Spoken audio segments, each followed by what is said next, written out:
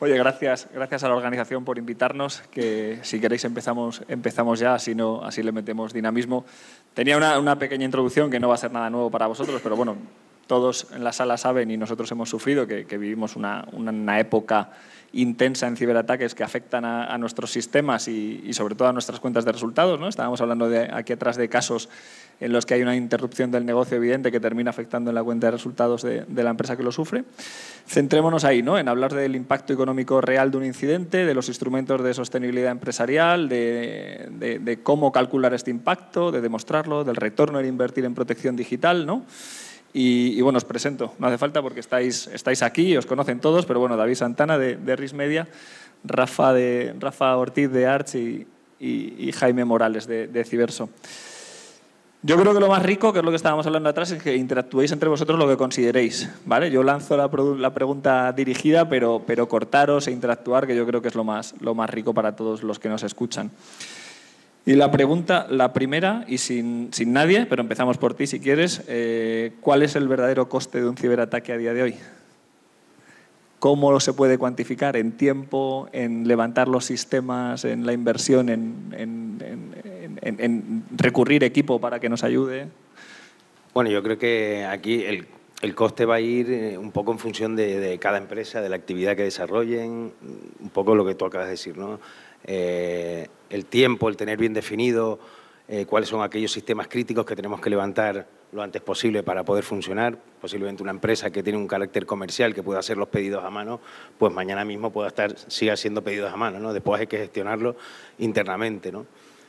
Pero es complicado y por eso a veces asesorar a nuestros clientes en qué límites tienen que comprar de su ciberpóliza para estar bien protegidos financieramente hablando es complejo. Y a veces cuando le hablas a tus clientes de límites de 1 millón o de 2 millones, se sorprenden mucho, pero cuando sufres el incidente y en base a la preparación que tú tengas y lo resiliente que seas, podrás salir antes o más tarde, pero empiezas a crear una bolsa de costes, de soporte tecnológico de primera respuesta, asesoramiento legal, asesoramiento reputacional, de qué manera tenemos que salir a la luz pública, contarlo, si debemos o no, posibles daños a terceros, empiezas a recibir demandas conjuntas, reclamaciones. Una empresa hotelera muy conocida recibe 100.000 reclamaciones por un incidente de seguridad con sus datos, pues multiplica esto por miles de euros por cada uno. Tu propia paralización del negocio, tu propio sobrecoste que has tenido y al final vas creando una bolsa cuyo coste es normalmente bastante significativo. De hecho, las pequeñas y medianas, que es donde hay que poner el foco mucho a nivel país, a nivel nacional, pues prácticamente la mayor parte de ellas les cuesta mucho recuperarse y acaban desapareciendo, ¿no? Pues no están preparadas y un impacto de este tipo, aparte de las posibles sanciones y demás, ¿no? Con lo cual es complicado, pero bueno, tenemos herramientas y la experiencia para poder asesorar bien a nuestros clientes de qué límites comprar, porque ese va a ser el impacto real que puedan tener ante un ciberincidente grave, ¿no? Y has tocado un tema, ¿no? Es en el mercado medio y pequeño donde están muy expuestos en riesgo ahora y donde tenemos la oportunidad, ¿no? de desarrollarnos. Gracias, David. Para vosotros dos, para Jaime y para Rafa, en el orden que queráis. ¿Qué herramientas o metodologías recomendáis para cuantificar la exposición económica en un riesgo cibernético? Vale, si quieres empiezo yo. Bueno, en cuanto a metodologías, desde luego yo lo dividiría en 3 planes, ¿vale? Hay una metodología que se llama FAIR, que lo que hace es una metodología internacional de poder buscar o calcular qué problemas tenemos o qué posibles problemas podemos tener y cuánto nos cuesta la solución. Un ejemplo muy claro, por ejemplo, podría ser ¿cuánto me cuesta poner en mi organización un doble factor de autenticación? Si el riesgo que tengo de no tenerlo son 20.000 euros y meter lo que es el doble factor de autenticación en mi organización son 10.000 euros, desde luego que está claro el ROI. Otro de los factores importantes para poder calcular cuánto puede ser o qué metodología podemos utilizar para calcular ese riesgo debería ser ponernos en el peor de los casos. ¿Qué ocurre si se me cae todo? Si se me cae mi CPD, se me cae la nube, se me cae el disco duro que tengo guardado, ¿cuánto me cuesta todo eso? Y en el peor de los casos, ¿cuánto puedo tardar en recuperarme cuando he perdido todo? Y ese es un grave problema, ¿vale? Y por tercero, hay unas unas clasificaciones, que bueno, que ya lo hemos comentado también antes, por ejemplo BitSight, que me calcula la reputación o la madurez en la que yo me encuentro para poder luego estimar cuánto me cuesta a mí calcular ese riesgo. Totalmente, coincido, Jaime. Metodologías hay muchas. NISA creo que tiene publicado un compendio de hasta 30 con una comparativa de cada una de ellas. Lo que sí creo que es importante desde el punto de vista del seguro es que, mi recomendación es que sea una metodología cuantitativa. ¿Por qué? Porque nos ayuda mucho a visualizar ese riesgo residual que estamos asumiendo o que queremos transferir al mercado asegurador. Aquí, como decía David antes, los costes son muchos y dependen mucho del tipo de ataque que suframos, de la actividad de la compañía y del tratamiento que hagamos de ese ciberataque. Y hay algunos que son muy bien conocidos, como mencionaba David, daños propios, los que mencionaba la pérdida de beneficios, esa pérdida de fondos incluso que podemos sufrir, reclamaciones de terceros, los daños que causamos a terceros que nos pueden reclamar. Pero hay una tercera pata, podemos decir, que nos cuesta mucho visualizar en un primer momento de ese ciberataque, como puede ser el daño reputacional, tanto externo, es decir, pues decaen mis ventas, si soy una cotizada, la cotización baja, incluso que me cueste reunir pues financiación o inversión. Pero también tenemos un daño podemos llamarlo interno, reputacional interno. ¿Qué quiero decir con esto? Por ejemplo, se me queman los empleados porque he estado haciendo horas de más para responder a ese ciberincidente. Me cuesta atraer talento. Todo esto son consecuencias que duran en el tiempo, incluso a veces años, y que son muy difíciles de medir. Dale. Y es verdad que hay muchas herramientas, hay muchas empresas de rating hoy en día que te pueden ver efectivamente qué capacidad tienes para parchear tus programas, para dejar puertos abiertos. Bueno, te informa un poco de tu estado visto de puertas para afuera, ¿no? Y incluso te puedes comparar con tu sector, que eso está muy bien. Pero al final, bueno, todo eso a donde te va a desembocar es a tener una mejor protección y a ser más preventivo tecnológicamente hablando. Pero como todos sabemos, el riesgo cero no existe, o sea que podemos invertir las cantidades, lógicamente, que podamos invertir.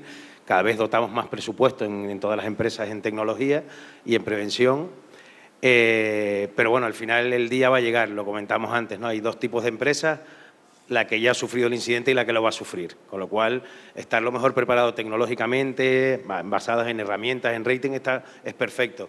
Pero el impacto económico tenemos que protegerlo, ¿no? Y por eso un poco estamos aquí con el cyberinsurance, ¿no? Al final no ha dejado de ser normal en la historia del seguro asegurar tu empresa para incendios, daños por agua y robo, ¿no?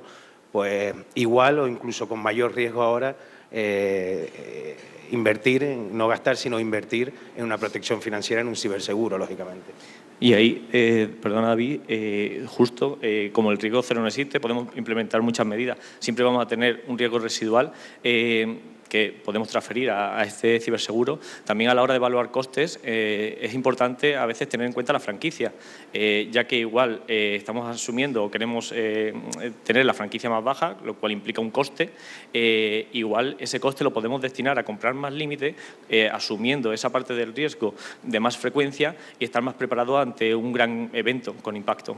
Sí, a veces le planteamos a los clientes, le planteamos esa manera de valorarlo, ¿no? De decir, oye, ¿hasta qué punto el Consejo de Dirección, el Consejo de Administración, hasta qué punto los inversores están dispuestos a asumir en su cuenta de resultados un ciberincidente? Oye, pues hasta aquí, de aquí me va a hacer mucho daño y a los inversores, accionistas o a la propia actividad de la empresa nos va a reventar, ¿no? Bueno, pues perfecto, podemos irnos entonces a un ciberseguro con un límite mayor y una franquicia mayor que es asumible por la empresa, con lo cual buscamos siempre ese equilibrio, no siempre hay que ir a buscar un seguro con la franquicia más baja que incluso nos va a encarecer la prima, ¿no?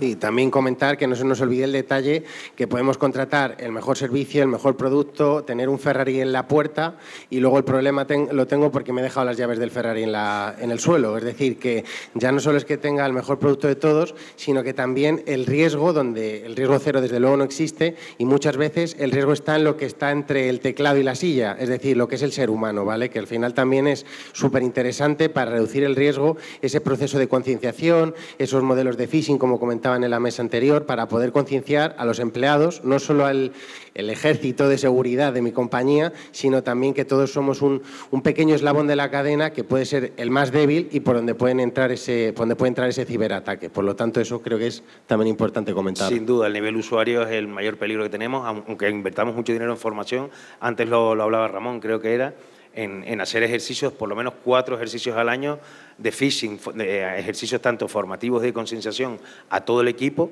y después hacer ejercicios directos de lanzar phishing, que no vamos a romper nada, pero para ver cómo responde, a ver si realmente ha tenido un resultado positivo toda esa formación que hemos invertido durante el año. Y eso es muy bueno hacer esos ejercicios, porque a ver, el usuario, que es el que más riesgo tiene al final de que toda tu inversión tecnológica se vaya al traste, pues lógicamente si le estás formando, le estás hablando de esto, le mandas simulaciones de phishing concretos al departamento de administración, al comercial, que tenga que ver con ello, pues lógicamente al final se van dando cuenta, porque la ingente cantidad de correos que recibimos todos al día, la rapidez con la que hay que hacer todo, al final todo esto juega en nuestra contra, ¿no? Totalmente. Oye, estabais hablando de un factor de riesgo que es el humano y te pregunto a ti, Rafa, que en Arch, ¿qué factores más bien económicos utilizáis para calcular la prima y definir la cobertura del ciberriesgo? Y háblanos también de qué puede ofrecer la industria aseguradora en términos de valor añadido ahí. Bueno, factores hay muchos. El primero iría a la actividad de la compañía. No es lo mismo asegurar una infraestructura crítica, una institución financiera que tienen una regulación muy fuerte, por ejemplo, que otro tipo de empresa, por ejemplo, sector agricultura, con riesgos totalmente diferentes. Después, otro punto muy importante, obviamente, es la facturación. Al nivel de una posible indemnización de una pérdida de beneficio, no es lo mismo la pérdida de beneficio que va a sufrir una gran empresa que va a sufrir una pyme. Después, otro punto muy importante es los datos, tanto el volumen de datos, la tipología y de dónde vienen esos datos, la procedencia. Hay países con diferentes tipos de regulaciones, diferentes culturas, en los que puede haber una class action, por ejemplo, que también incrementa el riesgo sustancialmente. Obviamente, la siniestralidad es otro de los factores a tener en cuenta. Es importante saber si ha tenido siniestros, la frecuencia de los mismos, el impacto y cómo han actuado se han recuperado, han mejorado su nivel de madurez en ciberseguridad, porque obviamente esto nos impacta a la hora de hacerle ese seguro. Y este nivel de madurez me lleva al siguiente punto, que sería qué medidas tienen. ¿Están bien protegidos? Eso también tiene un impacto en la prima. O ni siquiera un impacto, sino que puede hacer que una empresa no sea asegurable o que el aseguramiento que ofrezcamos tenga restricciones importantes. Y añadiría un punto de otros factores a tener en cuenta, como puede ser, por ejemplo, la dependencia que tiene con proveedores, si se encuentra en un proceso de fusión o adquisición de empresas, porque en estos procesos pues, hay migraciones en los cuales no se tiene los mismos niveles de protección que en un business as usual. Entonces, todos estos factores se tienen en cuenta a la hora de calcular esta prima. Y como valor añadido de la industria, y en concreto me lo traigo a Arch, a mi aseguradora, creo que Arch aporta, por ejemplo, una capacidad técnica a la hora de la suscripción muy importante. Somos uno de los equipos de suscripción con más experiencia en el ramo en España, con un background técnico que nos permite asesorar a nuestros clientes. En mesas anteriores ya estaban hablando de servicios de prevención. También aportamos esos servicios de prevención, no solo para el caso en el que cuando se da un siniestro, sino que puedan mejorar su nivel de ciberseguridad.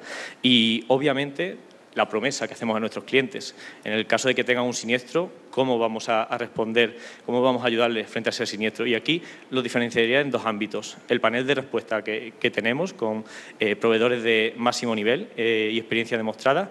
Y un punto importante que desde Arch ofrecemos es que el cliente pueda elegir el proveedor de confianza que él crea, obviamente con ciertas preguntas iniciales y creando un protocolo.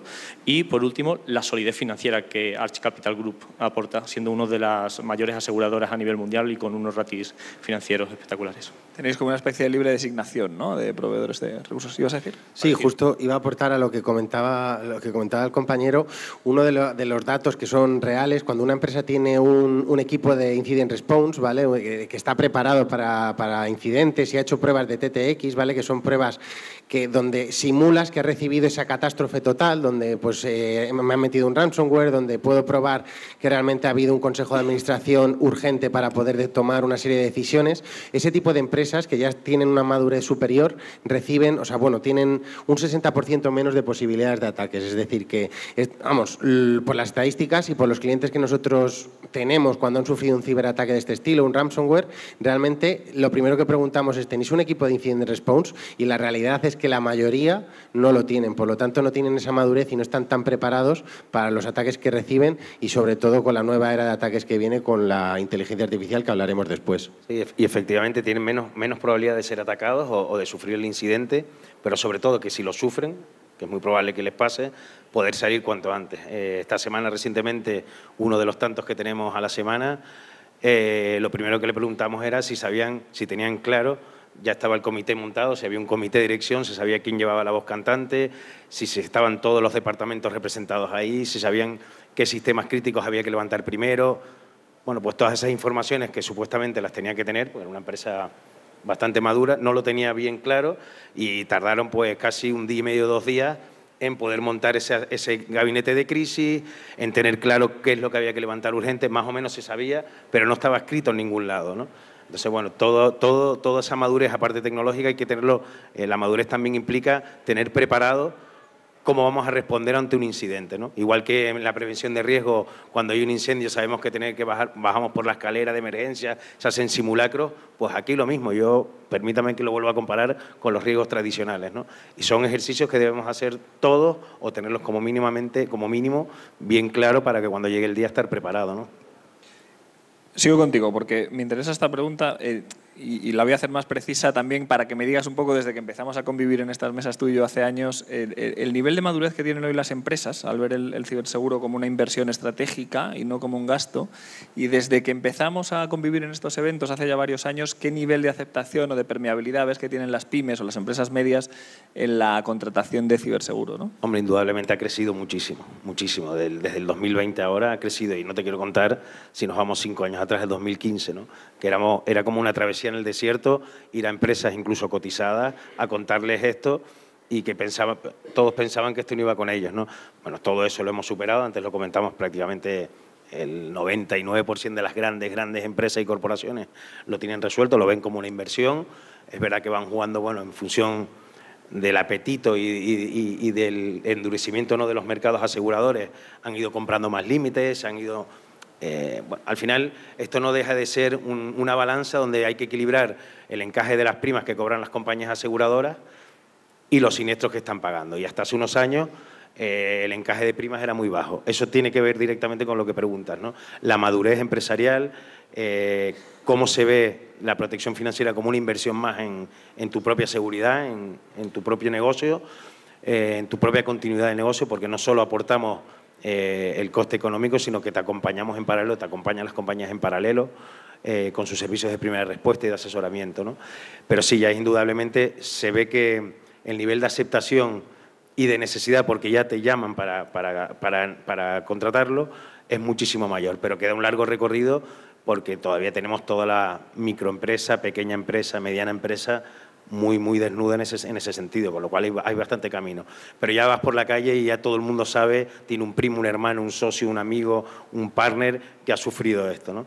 Y ahora el problema, además, es que en tu casa tú lo tienes todo bien, piensas que estás bien, pero es que están metidos en tu proveedor, el proveedor tuyo no lo sabe y te montan un ataque de suplantación o un ataque dirigido a ti o a todos los clientes de ese proveedor, y te hace un Cristo sobre la marcha. Da igual el tamaño que tengas, da igual la actividad que te dediques y da igual en el sitio geográfico que estés. Con lo cual, yo creo que todavía queda trabajo, pero sin duda alguna la concienciación de las empresas a todos los niveles ha crecido bastante, gracias a Dios. Cada vez va permeando más en segmentos medianos y pequeños, yo estoy de acuerdo contigo. Voy a alterar el orden de las preguntas porque estamos consumiendo tiempo a una velocidad tremenda y me voy a ir a la última porque me interesa, y si nos queda tiempo volvemos al inicio. Pero empiezo por ti, pero participad los tres, es bastante interesante. Y la pregunta es, ¿cómo están evolucionando, Rafa, los modelos de tarificación hacia esquemas dinámicos con datos en tiempo real, inteligencia artificial, scoring cibernético? A ver, yo diría que casi la totalidad de las aseguradoras usamos scoring cibernéticos a la hora de valorar el DAR y la prima de un ciberseguro. Es un input mat que usamos. Herramientas hay muchas, como ya se han mencionado antes, algunas, BlackSky, Security Scorecard, BitSight. ¿Qué es lo que hacen este tipo de herramientas? Al fin y al cabo lo que miran es la huella digital de las empresas desde el exterior. Entonces pueden detectar si tienen vulnerabilidades activas, si tienen protocolos inseguros expuestos, si tienen puertos abiertos que no deberían. Además, también algunas de ellas miran posibles foros de ciberatacantes para ver si esta empresa está siendo mencionada, si es un posible target de las compañías. Entonces, todo esto se tiene en cuenta. La fiabilidad de estas herramientas depende mucho de cómo se alimenten. Si el cliente está revisando si hay falsos positivos, pues sí que podemos fiarnos mucho más, pero todavía a día de hoy hace falta pulir un poquito más este tipo de herramientas. Por eso digo que es un input más, pero no se basa completamente la suscripción en ello.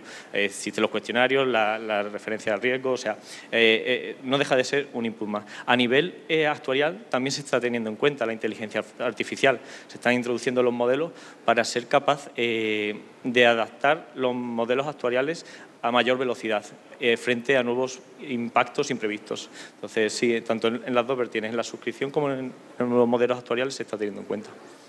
A mí, siguiendo un poco con lo último que comentaba, el hecho de la inteligencia artificial, sinceramente, me da mucho miedo. O sea, yo estoy haciendo actualmente un doctorado de ciberseguridad con inteligencia artificial. Lo empecé en septiembre del año pasado y todo el paper, todo lo que he ido investigando, que los pusimos en la RUTECOM, todo el paper lo ha roto el nuevo modelo de ChatGPT O3. Es decir, yo era capaz de engañar a todos los modelos de inteligencia artificial un 85% de las veces, en algunos contextos un poco más complejos el 100%, cuando un humano lo vería a la primera, y si queréis luego, tomando el café, os cuento un poquito el detalle de cómo lo engañaba. Ahora mismo O3, el nuevo modelo de ChatGPT, descubre todo. Es decir, que toda la investigación que yo he hecho me la ha tirado.